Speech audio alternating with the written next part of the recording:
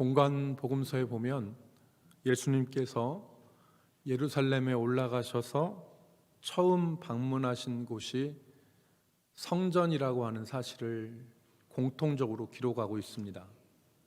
오늘 본문 마태복음 21장만 아니라 마가복음에서도 누가복음에서도 예수님이 그 종려주일에 겸손의 왕으로서 나귀를 타시고 예루살렘에 입성하신 이후에 처음 방문하신 곳이 성전이라고 하는 것을 기록하고 있습니다.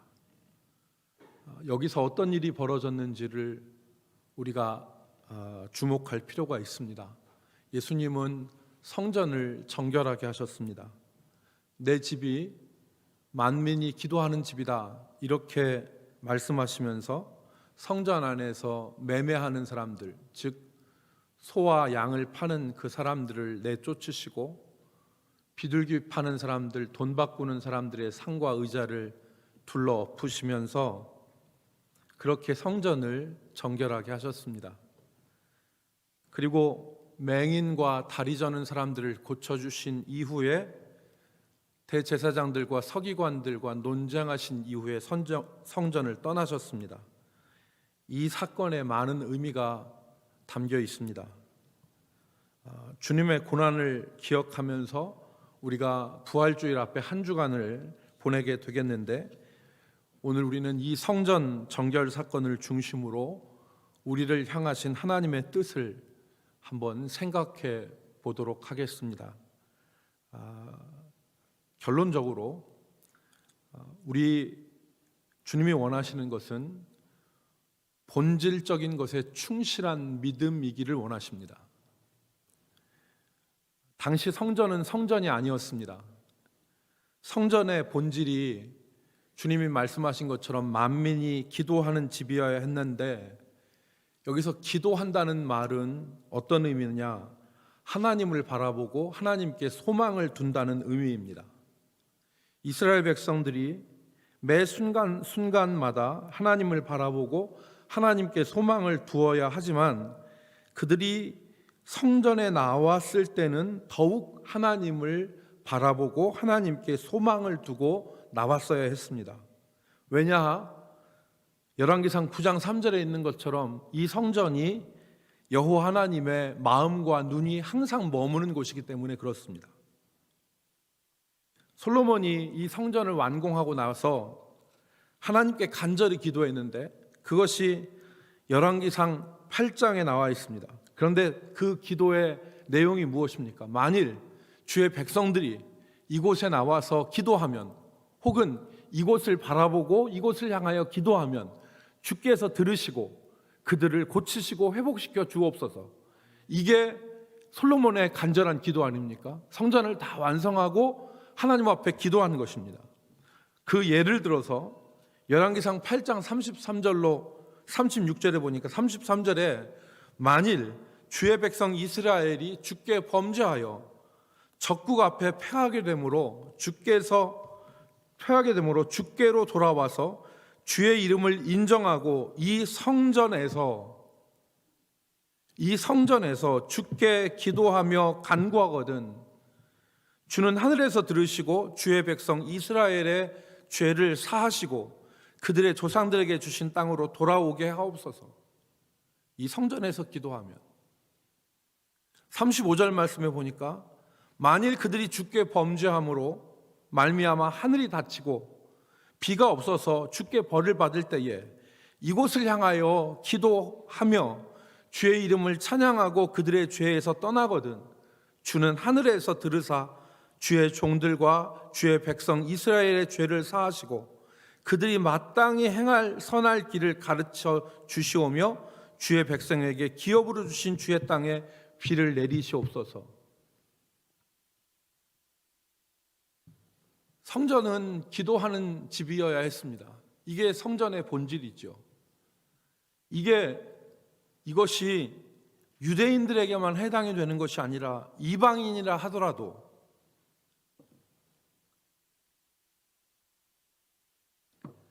하나님의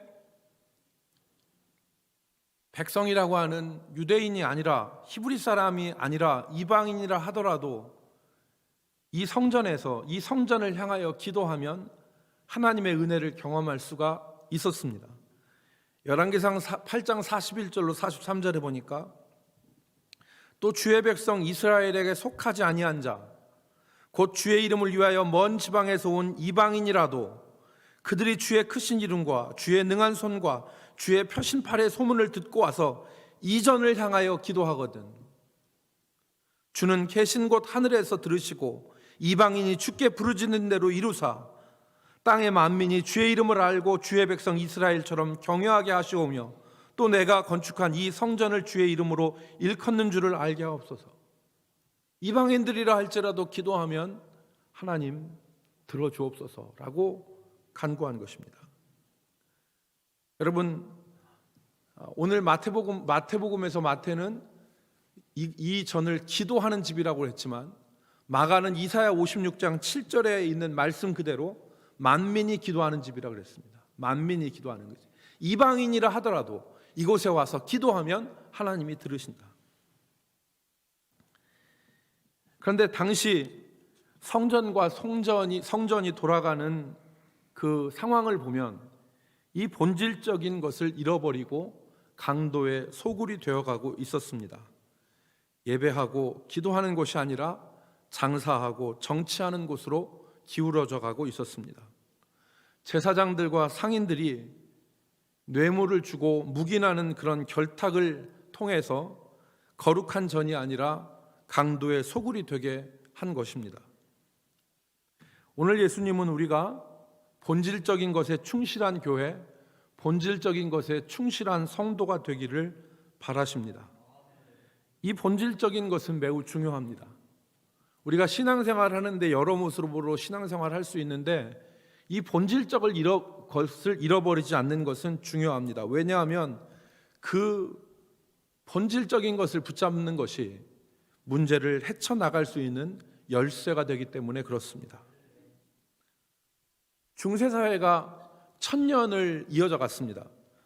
1000년을 이어온 중세사회가 한계에 다다랐고 부패하고 타락하여 그 상황이 말이 아니었을 때 종교개혁자들이 내건 슬로건이 바로 본질로 돌아가자, 근원으로 돌아가자라는 뜻의 표를 내걸었습니다. 아드 폰테스라고 하는 말인데 이 아드 폰테스라는 말은 근원으로 향하여, 근원을 향하여 라는 뜻입니다. 라틴어인데 이 아드 폰테스라고 하는 이 본질, 근원으로 돌아가자고 하는 이 움직임이 한계에 다다른 중세사회를 새롭게 하는 원동력이 되었습니다. 본질을 잃어버리지 않는 것이 힘이요 해결책이 되는 것입니다. 많은 사람들이 이번 코로나 바이러스 사태가 4차 산업혁명 시대로 진입하는 것을 가속화시켰다고 얘기합니다. 이번에 우리가 맞이하고 우리가 지금 당한 이 그 비상적인 상황이 4차 산업 사회로 진입하는 것을 가속화시켰다. 우리가 지금 맞이하고 살아가야 될 사회는 이전의 생각과 이전의 사고와 이전의 방법으로는 도저히 살 수 없는 사회라고 말합니다. 그게 4차 산업혁명이라고 방송에서 그렇게 떠들지 않습니까? 그 전환이 이번 코로나19 사태로 가속화되었고 우리가 단기간에 비상적으로 취한 조치들이 단기간에 끝나는 것이 아니라 장기화되거나 일상이 되어질 것이라고 예측을 합니다. 시대가 변하고 있다는 사실을 우리는 단적으로 알 수 있는 한 사례가 있는데 제가 왜 이 말씀을 드리냐? 본질로 돌아가는 것이 해답이라는 것입니다. 본질을 붙잡는 것이 시대는 변할 수 있지만 본질을 붙잡는 것이 힘이요 해결책이다. 여러분, 우리 사회가 얼마나 많이 변하고 있습니까? 우리 사회를 여러분들이 다 경험하고 있죠. 얼마 전에 저는 한 그 방송 뉴스에서 중국집 사장님 한 분이 나와서 인터뷰를 하는 것을 보았는데 그분의 말이 오랫동안 제 머릿속에 남았습니다. 중국집 사장님이 나와서 뭐라고 얘기했냐면, 지금은 전단지 뿌려서 장사하는 시대가 아닙니다. 당연한 말이죠. 지금은 전단지 뿌려서 장사하는 시대가 아닙니다. 중국집 사장님이 과거에는 신문이나 아파트 문에다가 전단지를 돌려서 중국집이 장사를 했는데, 그러나 요즘에는 그렇게 장사하는 사람이 거의 없습니다. 왜냐하면 시대가 변했기 때문에 그렇습니다. 전단지가 아니라 배달의 민족이나 요기요 같은 배달 앱이 나와서 그것으로 주문을 받고 장사하는 시대가 되었습니다. 이 변화를 받아들여서 소화하지 못하면 살아갈 수 없는 것입니다. 만약 중국집 사장님이 홍보하고 주문받고 배달하는 이 본질적인 기능을, 이 본질적인 것을 염두하지 않고 전에 재미를 봤던 찌라시, 전단지를 집착하면, 그래서 전단지만 계속 고집하면 그분이 소중하게 만든 전단지는 사람들의 눈길 한번 보지 못하고 쓰레기통으로 다 들어갑니다. 여러분, 그런데 앱을 만든 사람들은 변화하는 시대 가운데 본질을 생각한 사람들이었습니다. 홍보하고 주문하고 배달하는 이 본질적인 기능이 현대 사회에는 어떻게 편리하게 이루어질 수 있을까 고민하는 가운데, 주문하는 사람과 주문을 받는 사람, 이 사람들이 한 플랫폼에서 만나게 되고, 그것이 시대와 세상에, 그것이 시대의 필요와 상황을 가장 잘 반영한 도구가 되어진 것입니다. 여러분, 오늘 우리는 예배당에 왜 나옵니까? 오늘 우리는 신앙생활을 어떻게 합니까? 믿음의 본질은 하나님을 바라고 하나님께 소망을 두는 것입니다. 눈을 들어 주를 보는 것입니다. 요한이 말한 것처럼, 요한이 예수님의 말을 기록했는데, 모세가 광야에서 뱀을 든 것 같이 인자여 인자도 들려야 하리니 이는 그를 믿는 자마다 멸망하지 않고 영생을 얻게 하려 하심이라 그랬습니다. 십자가에 달린 예수 그리스도를 바라보는 자는 살고, 그 예수를 보지 않은 자는 죽었던 것처럼, 오늘날도 주를 바라보는 자는,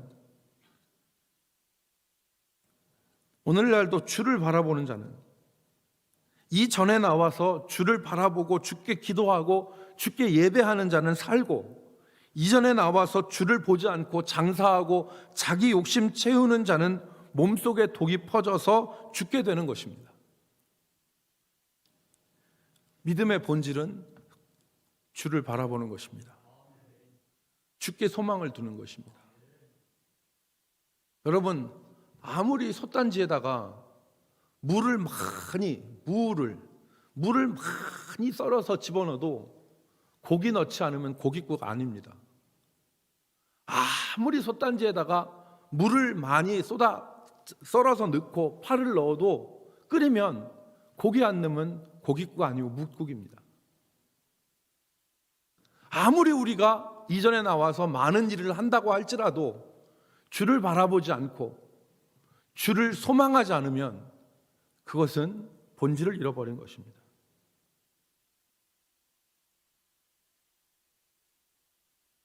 이번 한 주간 우리가 고난주간을 지내면서 주님을 다시 바라보고 신앙의 본질을 회복하는 은혜가 있기를 주의 이름으로 축복합니다.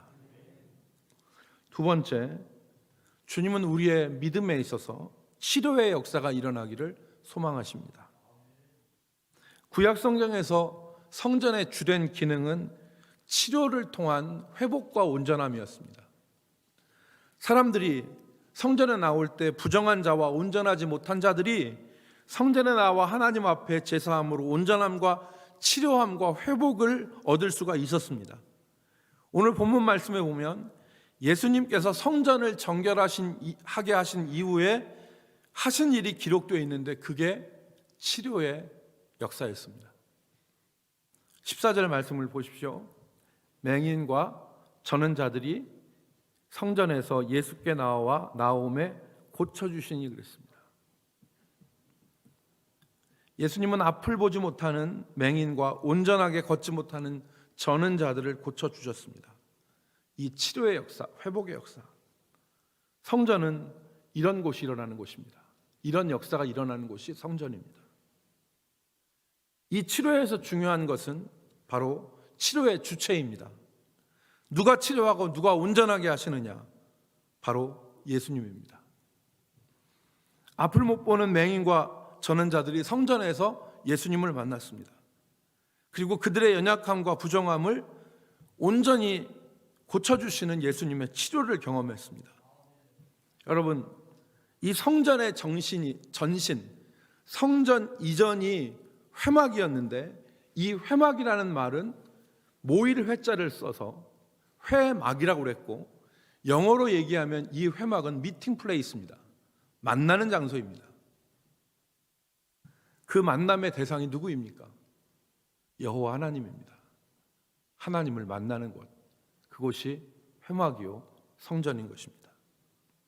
하나님을 만나서 죄사함을 받고 온전하여지고 치료를 경험하는 곳이 성전입니다. 오늘 예수님은 그 맹인과 저는 자들을 고치심으로 성전에 있어야 될 본래의 기능을 보여주신 것입니다. 오늘 우리가 예배당으로 나올 때 습관적으로 나오는 것이 아니라 예수님을 만나 치료하고 회복하는 경험을 우리가 가져야 됩니다.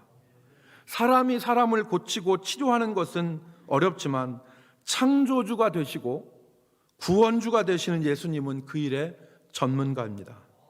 예수님을 만나면 귀신이 떠나가고 병고침을 받고 묶인 자가 자유케 되어집니다.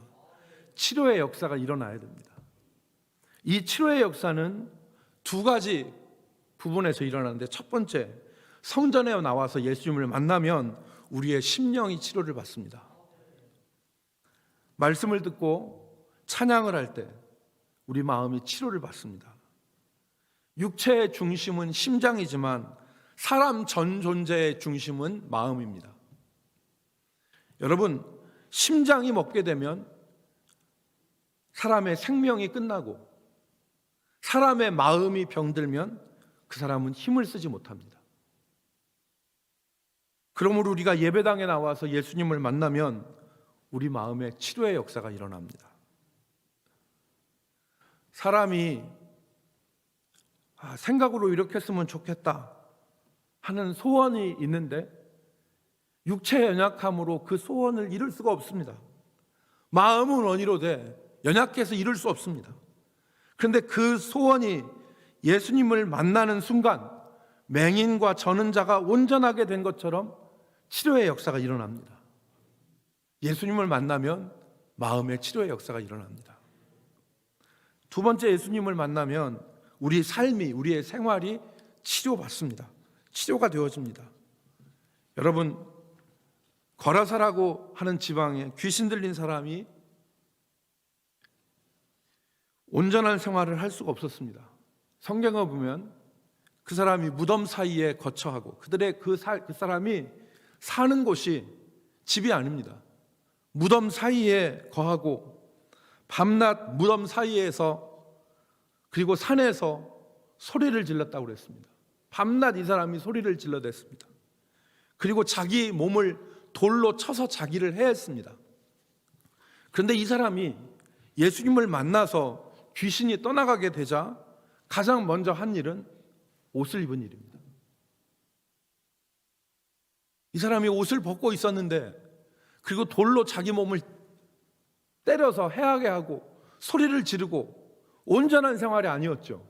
그런데 이 사람이 귀신이 떠나가자 이 사람이 처음 한 일은 옷을 입었던 겁니다. 무슨 의미입니까? 생활이 온전하게 변화되어진 시초가 일어났다는 얘기입니다. 예수님을 만나면 생활이 회복됩니다. 사랑하는 성도 여러분, 이 치료는 성전에 계신 주님을 만날 때 이루어졌습니다. 오늘도 마찬가지입니다. 오늘이라고 예외겠습니까? 오늘도 마찬가지입니다. 우리가 예배당에 나와서 주님을 만날 때 이 치료가 이루어지는 것입니다. 우리가 예배당에 나와서 정치하고 장사하고 내 욕심 채우고 그러면 강도의 속을 받게 되지 않지만 이 성전에 나와서, 예배당에 나와서 주님을 바라보고 주님을 소망하고 주님을 만나면 그때 그 가운데서 치료의 역사가 일어나고 본질적인 기능들이 회복되어지는 역사가 있는 것입니다. 여러분, 여러분의 마음에 주님의 치료를 경험한 적이 언제입니까? 여러분들 마음속에 질문해 보십시오. 여러분들 마음에 주님의 치료를 경험한 적이 언제입니까? 주님이 나를 고치시고 살리신 것을 언제 최종적으로 경험하셨습니까? 혹시 우리의 삶이 바리새인과 서기관들처럼 율법의 조문을 따지고 형식적인 제사만 드리는 종교적인 신앙으로 굳어지지 않았습니까? 당시 성전에는 이 역사가 중단됐습니다. 당시 성전에는 이 치료하시는 주님의 역사가 중단되었었잖아요. 바리새인과 서기관들과 대제사장들은 이 치료의 역사를 이룰 수가 없었습니다. 그래서 날마다 이거 옳고 저거 옳고 이것 그르고 하는 율법의 조문과 종교적인 형식으로 주의 성전이 가득했습니다. 그런데 예수님은 성전을 정결하게 하신 이후에 이 성전에서 이루어질 일이 바로 이것이다 라고 하는 의미에서 맹인과 저는 자들을 고쳐주신 것입니다. 언제 내 마음속에서 주께서 치료하시는 역사가 일어난 것을 경험한 적이 언제입니까? 언제 주님이 나를 변화시키셔서 내 생활이 온전하게 되어졌습니까? 그 역사가 중단되어졌으면 오늘 우리는 그 역사의 회복을 위해서 기도하고 소망해야 됩니다. 세 번째, 주님은 우리가 하나님께 영광 돌리는 신앙생활을 하기를 원하십니다.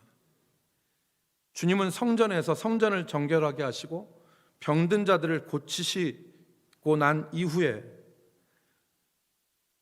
그 성전에서 그러한 주님을 보고 어린아이들이 호산나 다윗의 자손이여라고 찬양을 하였습니다. 아이들의 눈이 정확합니다. 어른들은 이런 것에 얽히고 저런 것에 얽혀서 왜곡되게 바라볼 수밖에 없는 경우가 있지만 어린아이들의 눈은 순수해서 있는 그대로 바라봅니다. 어떤 나이 든 사람이 나이 들어 보이지 않게 하기 위해서 잘 꾸며서 중년에, 그러니까 노년인데 중년에 있는 사람처럼 이렇게 하고 다녔는데 지하철에서 그 사람을 보고 어린아이가 하는 말이 할아버지라고 했대요.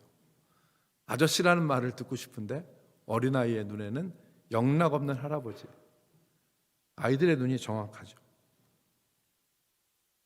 그런 어린아이들이 주님을 찬양했습니다. 호산나 다윗의 자손이여. 그런데 대제사장들과 서기관들은 전혀 다른 반응, 아이들의 찬양에 화를 냈습니다. 그들은 하나님이 주인이 되셔야 할 성전에서 주인 노릇을 하고 하나님의 아들이 오셔서 영광을 받으시는 것을 참을 수가 없었던 것입니다. 모든 권세와 영광이 자신들의 것이야 했던 것입니다. 성경은 중요한 것을 말씀하는데 하나님께 합당한 영광을 돌리라. 두 번째, 모든 영광의 대상은 하나님이시다. 세 번째, 하나님께 돌려져야 할 영광을 가로채지 말라 가르치십니다. 사도행전 12장에서는 베드로를 죽이려고 했던 헤롯의 죽음에 대해서 기록하고 있습니다. 사도행전 12장 23절에 보니까 헤롯이 영광을 하나님께로 돌리지 아니하므로 주의 사자가 친히 곧 벌레에게 먹혀 죽으니라. 헤롯은 어떤 벌레, 이전 성경에는 충, 그리고 우리가 지금 현대적인 용어로 얘기하면 균에 의해서 죽임을 당했는데 그 이유가 하나님께 영광을 돌리지 않았기 때문이라는 것입니다. 헤롯은 어느 날 백성들 앞에서 왕복을 입고 단상에 서서 백성들에게 연설을 했는데 그 연설 끝에 백성들이 크게 부르짖어서 이것은 신의 소리요 사람의 소리가 아니라 그랬습니다. 여기서 신이라고 하는 헬라어는 데오스라는 하나님이라는 뜻입니다. 이것은 하나님의 소리지 사람의 소리가 아니다 라고 헤롯에게 열광했습니다. 그런데 헤롯은 그때 하나님께 영광을 돌리지 않았습니다. 즉 자신이 하나님과 같은 대접을 받고자 했던 것입니다. 오늘 우리의 안에는 교만해서 하나님의 자리에 자신이 앉고자 하는 시도가 빈번하게 일어납니다. 오늘 본문에 나오는 대제사장들처럼, 그리고 다른 우리가 보는 사람들처럼 하나님께 드리는 영광까지 싫어합니다. 인간의 부패한 죄성 가운데서 나오는 모습입니다. 사람이 영광을 받고 하나님께 돌려야 하는 영광을 가로채는 곳에는 더 이상 예수님이 계실 수 없습니다. 오늘 마지막 절에 보면 이 예수님께 영광을 돌려지는 것을 분노했던 대제사장들에게서 예수님이 그들을 떠나 그랬습니다. 그들을 떠나 성 밖으로 나가셨다. 사랑하는 성도 여러분, 우리의 믿음이 주님 앞에서 어린아이처럼 되기를 소망합니다. 우리가 어떠한 일을 했다 할지라도 주님 앞에서 저는 무익한 종입니다, 마땅히 해야 할 일을 했습니다라고 겸손하게 엎드리는 자세가 되기를 소망합니다. 이 두 가지 모습을 우리가 기억할 필요가 있습니다.